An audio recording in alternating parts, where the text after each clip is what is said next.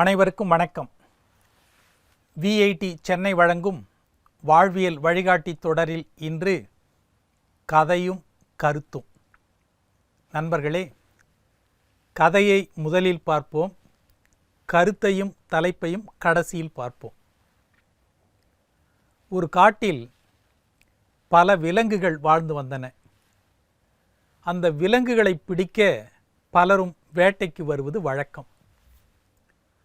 ஒருமுறை வேட்டைக்காரன் ஒருவன் மிருகங்களை பிடிக்கும் ஒரு கூண்டை வைத்துவிட்டு போய்விட்டான். அந்த கூண்டில் ஒரு புலி மாட்டிக்கொண்டது. அப்போது அந்த வழியாக ஒரு வழிபோக்கன் சென்று கொண்டிருந்தான். அவனை பார்த்து அந்த புலி, ஐயா, தயவு செய்து என் அருகே வாருங்கள் என்று அழைத்தது. புலி அழைத்ததா என்று கேட்க வேண்டாம், கற்பனை செய்து கொள்ளுங்கள். புலியை கண்டு பயந்து தூர விலகிச் சென்றவன் அதன் அழைப்பை கேட்டு கூண்டின் அருகே வந்தான்.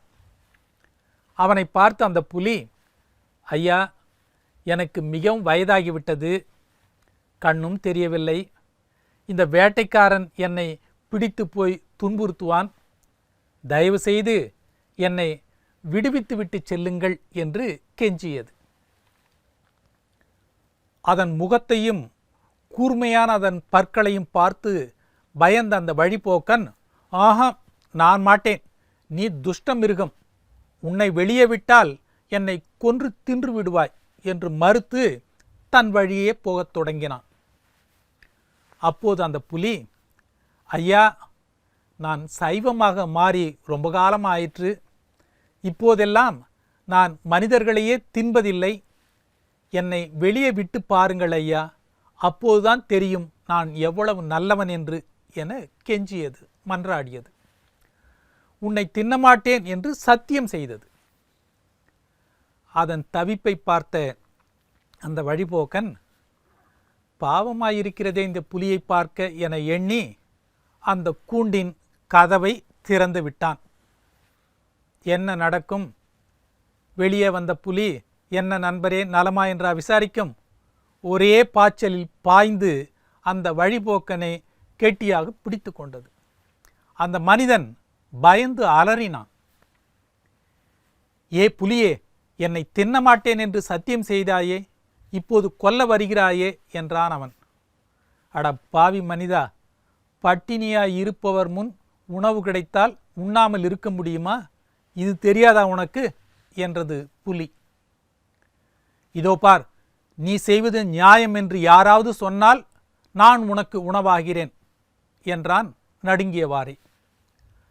அந்த சமயம் பார்த்து ஒரு நரி அந்த இடத்துக்கு வந்தது. நரியை பார்த்த வழிபோக்கன், இந்த நரியிடம் நியாயம் கேட்போம் என்றான். நரியும் நம் இனத்தைச் சேர்ந்தது, தனக்கு சாதகமாகத்தான் பதில் சொல்லும் என எண்ணிக்கொண்டு நரியிடம் நியாயம் கேட்ட சம்மதித்தது புலி. அருகே வந்த நரியை பார்த்து புலி சற்று அதிகாரத்துடன் பேசியது. நரியாரே, நீயே நியாயம் சொல்லும். நான் கூண்டுக்குள் இருந்தேனா? இந்த மனிதன் வெளியே போய்க் கொண்டிருந்தாரா என்று சொல்லும்போது நரி குறுக்கிட்டு, என்ன யார் உள்ளே இருந்தது, யார் வெளியே இருந்தது என்று ஒன்றுமே புரியாதது போல் கேட்டது. புலி பொறுமையாக மீண்டும் கூறத் தொடங்க, நரி, ஓஹோ, இந்த மனிதன் கூண்டுக்குள்ளும் நீங்கள் வெளியிலும் இருந்தீர்களா என்று வேண்டுமென்றே சொன்னது. புலி பொறுமை இழந்து உருமியது. அதைக் கண்டு அஞ்சியது போல பாசாங்கு செய்த நரி, புலியாரே, மன்னியுங்கள், எனக்கும் வயதாகிவிட்டதால் மறதி அதிகம், சரி, தாங்கள் எங்கு இருந்தீர்களோ அங்கு சென்று நின்று கொண்டுங்கள் என்றதும் புலி கூண்டுக்குள் சென்று நின்றது. இதோ பார், நான் இங்குதான் இருந்தேன், இந்த மனிதன் என்று நரிக்கு விளக்கமாக சொல்வதில் கவனமாக இருக்கும்போது நரி மெதுவாக அந்த வழிபோக்கனிடம், ஓய், சீக்கிரம் கூண்டு கதவை சாத்துமையா, நிற்கிறீரே என்று கூறவும் பாய்ந்து சென்று கூண்டு கதவை சாத்திவிட்டு அப்பாடா என்று பெருமூச்சு விட்டான் அந்த மனிதன். ஆம், கதை கூறும் கருத்து இதுதான். துஷ்டரைக் கண்டால் தூர விலகு.